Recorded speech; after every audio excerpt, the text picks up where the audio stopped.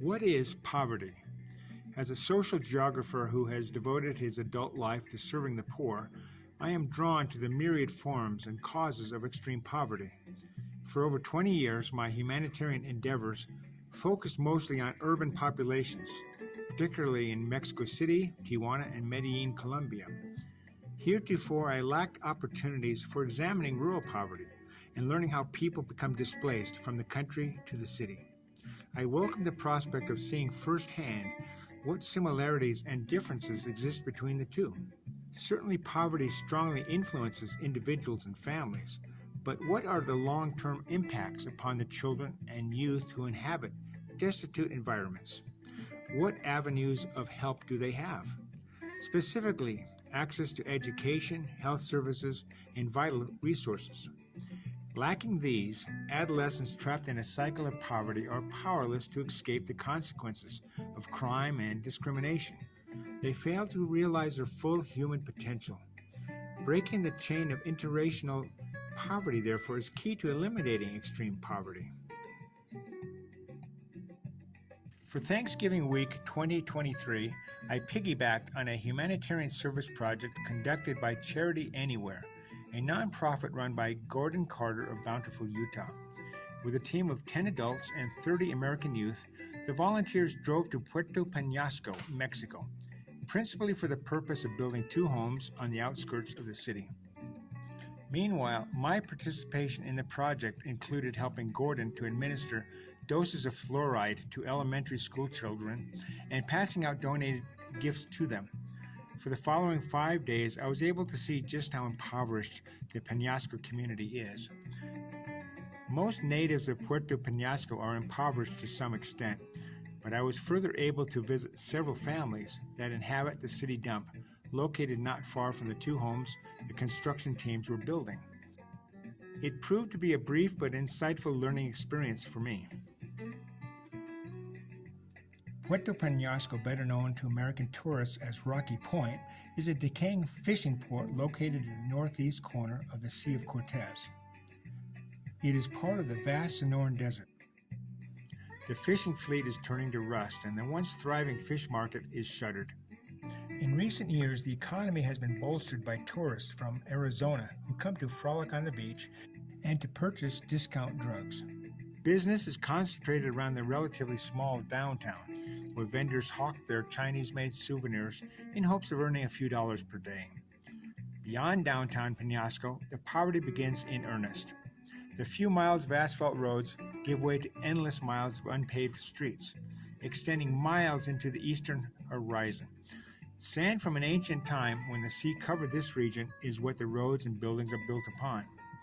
Moreover, vegetation is largely absent. Yet people live here, and for the most part they are content to do so, where the cost of living is very low and crime is virtually non-existent. With whatever materials they can procure or scavenge, they build shacks and other abodes of varying quality. The further the community extends, the poorer it becomes. At the far end of town, located several miles from downtown, is the city dump, and it is here that certain people actually scrape out a living. Basura is Spanish for dump or garbage, so Basuaros designates persons who process trash. They are the poorest of the poor and the most intrepid of souls. I was open to the possibility of serving these populations in future projects. Certainly, every town and city has these invisible denizens of society. Leaving the small, shallow, and rocky tourist beach in Puerto Penasco, it is a long drive out to the city dump. On this expedition, I had a friend from Mexico City who is familiar with urban poverty. Abram Salazar has assisted me on my Mexico City operations for several years and is a superb community leader. At the La Cuesta squatter camp in Ecatepec, he has administered weekly educational programs to dozens of children and their often single mothers. La Cuesta is comprised of shacks built from shipping pallets and scavenged materials, so the dwellings we passed on our way to the edge of town were a close approximation. Most inhabitants of Puerto Penasco have some access to electricity, water, and sewage. The rag pickers do not, so they are like the Mexico City community that we have served for several years.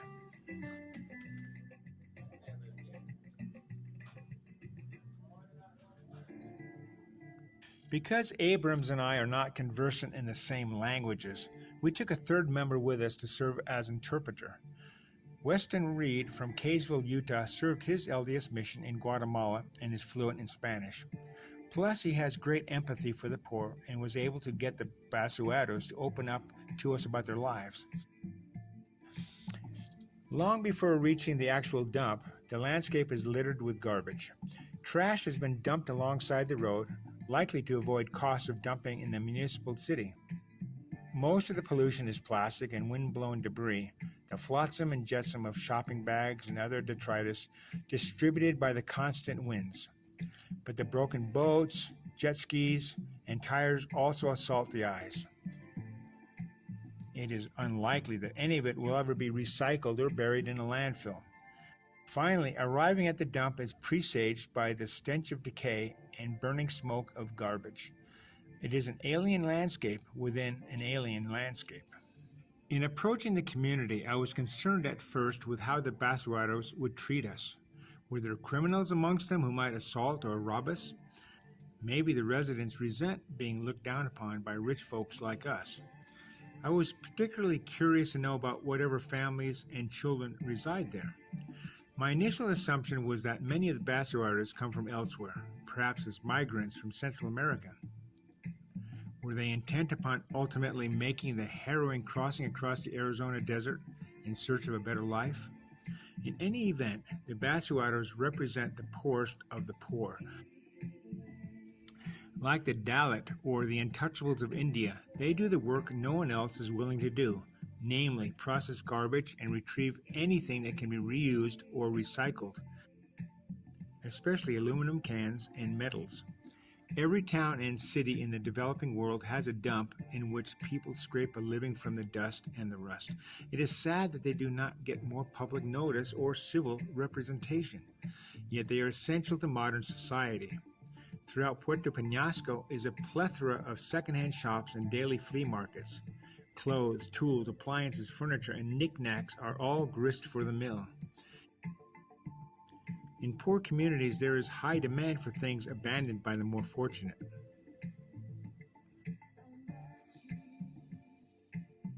To win the acceptance of the Basuaros, we first purchase food and cold, soft drinks, a treat they seldom get to enjoy. I also had a dozen bars of soap and hand towels. Of more practical use to them were 5 small tarps and a 10-meter sheet of industrial plastic, which they could improvise into better protection against the elements. From our standpoint, such commodities don't amount to much, but to people living on the margin of survival, they mean much. In first approaching the community, I was concerned about how the Basuaros would treat us. Would they regard us with suspicion and hostility? Were there criminals there keen to prey upon us? I especially wanted to know about families and children. My assumption was that many of the Basuaros came from elsewhere, perhaps as migrants from Central America. Were they intent upon one day crossing the border into the United States in search of a better life? How were they there to raise their families? Buenos días. Buenos días. Bien. ¿Sí algo? Chambeando. Ask how many are out here? ¿Cuántas personas viven aquí? ¿Cómo cuántos somos? 1:40.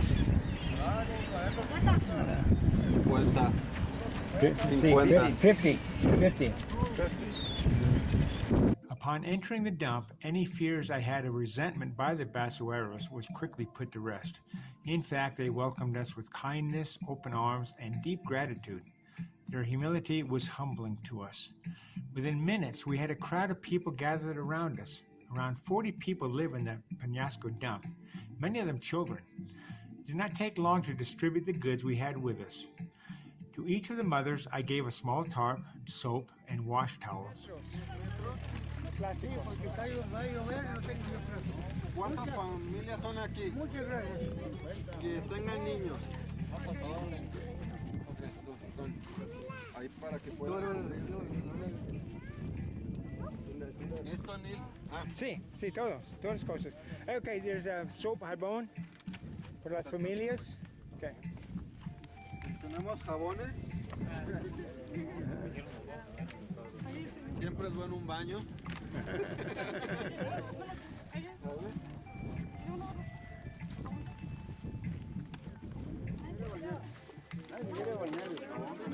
gusta?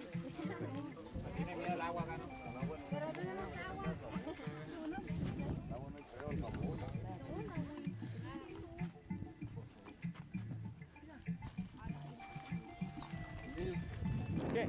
Sí. Alguien alguien con long legs. ¿Qué dice? Long legs. Piernas largas. Piernas largas, sí. Piernas largas. To an elderly man who appeared to be the default community leader, I gave the 10-meter sheet of plastic. Other Basuaros were glad to get gifts of clothing and other items from the large bin that contained the items. Even the bin went to someone who could use it.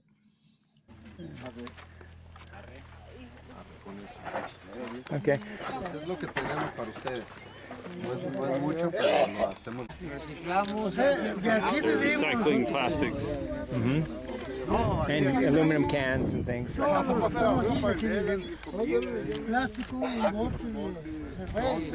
depredadores. Es lo que hacemos aquí nosotros, depelamos la basura.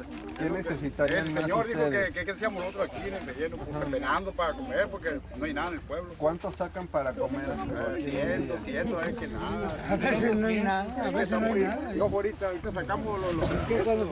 Toma uno. Ok, mi amigo. Sí, toma este. Compartirlo. Sí, lo vendemos, ya peso. ¿Y eso alcanza como para su familia? No, Alcanza. Como 20 kilos, para 30 kilos, para poder Ok, más o menos. ok. ¿Cuántas horas están aquí trabajando? yo aquí vivo, él vive aquí. Viven aquí. Aquí vivimos varios. Entonces, no alcanzas a ganar.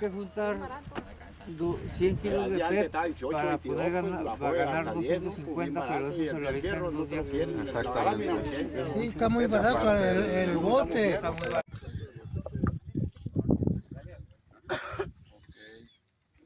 Ella vive en esa casa que está She hasta lives in allá. that little house over ¿Su there. house hasta allá? Sí. Hasta allá. She lives in that little house, okay? Sí, ¿no? Scattered around the dump are hovels made from scavenged materials. Obviously, they lack water and electricity. Sewage amounts to relieving oneself wherever one chooses. It is difficult to imagine how people can cope in an environment where summertime temperatures exceed 100 degrees Fahrenheit in the shade. Aside from the pervasive stench and noxious fumes, surely the most loathsome thing about living in the dump are the thick clouds of flies. I do not know how anyone can adapt to such conditions, but adapt they must. ¿Cómo se llaman? Ay, yo me llamo Oh, no, que le gusta hablar. ¿Cómo se llama el niño? Jesús. Jesús. Ah, qué bueno. Hola, Jesús. Sí. ¿Cuántos años tiene? 4. 4 solamente. Sí, qué bueno. Qué bueno. Of special surprise to us was being met by 3 girls and a boy who a few days earlier had come by one of the houses being built, selling tortillas their mother made. On that occasion, we had purchased all the tortillas and sent the kids away with school kits and toys. ¿Qué piensas? ¿Qué tienen? ¿Qué tienen? ¿Qué reciben? Mochila, dulces y cabrito. You know. Now we met the mother in person, a gentle lady who expressed deep thankfulness. Perhaps not coincidentally, it was Thanksgiving Day. In hindsight, I can only wonder at what they thought of the house we were building, a true palace compared to the conditions they were living in. Significantly, the Basuaros of Puerto Penasco are all local inhabitants. Perhaps it is different in other municipal dumps. That evening, before flying back to Mexico City, Abrams had opportunity to converse with Weston about the experience they had had going out to the city dump. I am so grateful that I made that eye-opening journey to the dump, and I am resolved to find ways of better serving that community. I am more deeply convinced than ever that all of us are spiritual brothers and sisters who stand in need of help from those of us who have something to give, whether material items, money, or just pure affection and respect. It is by the grace of God that none of us were born into such circumstances. And it is by the grace of God that we can make a difference with whatever the Lord has given us to make use of.